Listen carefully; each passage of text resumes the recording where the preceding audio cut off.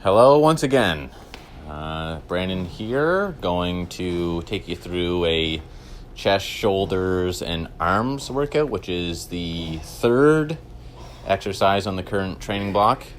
Out of 3, I just duplicate them later in the week. And the middle day, usually after these 3 days, on the 4th day, which is a Thursday, I generally reevaluate what has recovered most. If nothing is optimally recovered, then I take the day off, and if something is optimally recovered or feels fresh, then I do a touch-up workout for that muscle group.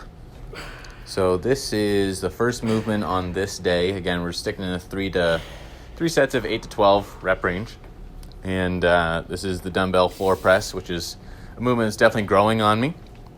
It's one of my new favorite chest pressing movements, and worked up to 90 pounds here for a set of 9, and the 2 previous working sets were 85s for 12s. You can see there my sidekick, my training partner, Jeanette, walking through the screen. That's my little girl. She's 10 months old. Definite daddy's girl. Likes to come to the gym. Might be our new gym mascot when things start to renormalize here in Prescott. But nothing too fancy with the floor presses. All I'm trying to do is make sure that my humeruses are touching the floor on the bottom of each rep. Here's Jeanette giving me a little bit of a pep talk before this set. It's absolutely great. Good thing I brought her to the gym. Fire me up here. These push-ups, again, nothing too fancy. Just a little bit of extra load on my back here. It also just kind of makes sure that everything is structurally sound and balanced. I'm not leaning too far one side, not dipping down too slow. It's like a standard width grip here. I'm trying to go almost directly under my shoulders. So 30 extra pounds for sets of 8. I also do push-ups later in the workout that you'll see at a slightly reduced rate, slightly reduced poundage, but higher rep range. And then on to my least favorite chest movement, and that's incline barbell press. And it's my least favorite because I suck ass at it. Okay, even in the peak of my off season, if I'm training it first in a workout on a training block that's dedicated to primarily attacking chest, I still can't get 2 plates on there for any reps. But all I did is film 2 sets here. My first set, 165 for 10, which is not good by any means, but the excuses I'll make is I just did 2 chest pressing movements anyways, so what do you want from me, you know? And then my final set here, 190 for a measly 5 reps. On to a shoulder movement, seated side laterals. Here, trying to, again, in my first video I talked about, is it a little bit of a trade-off for poundage for perfect form? Is a little bit of a trade-off for form for maximum poundage? Kind of the happy medium here. So 35s for sets of 8 for 3 sets here.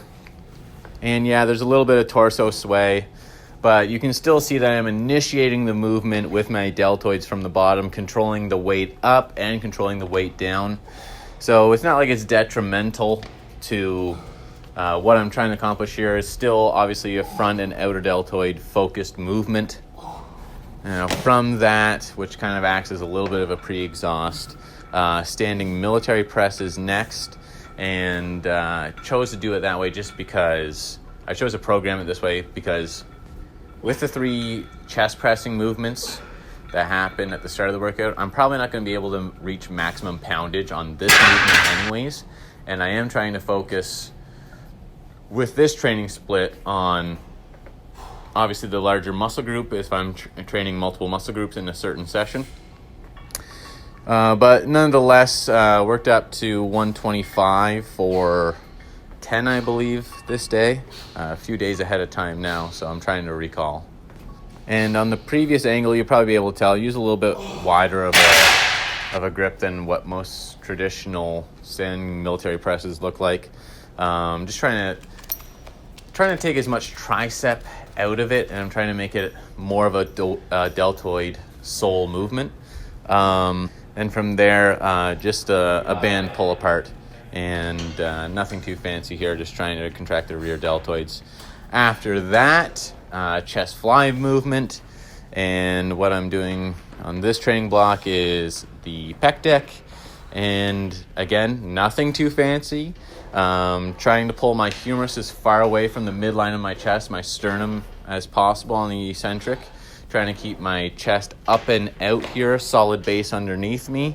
And I'm not too worried about getting my hands close together. What I'm really trying to do is get my humeruses as close together as possible at the end of the concentric phase while I'm contracting.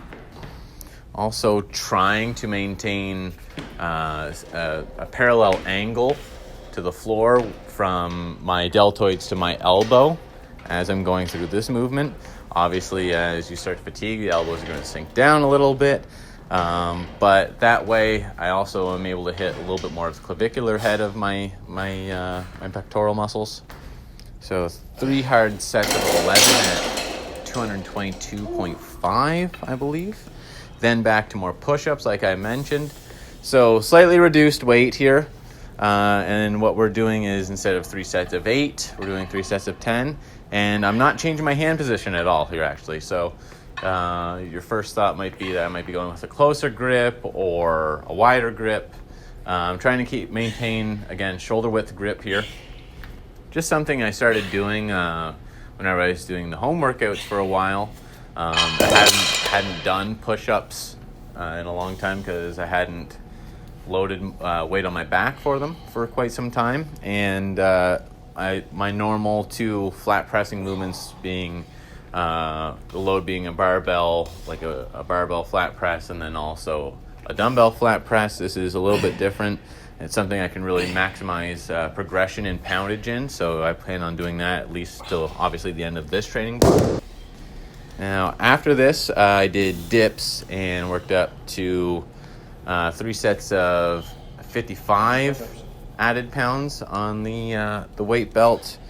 But old doofus here forgot to record any of the sets. So just imagine I'm doing dips.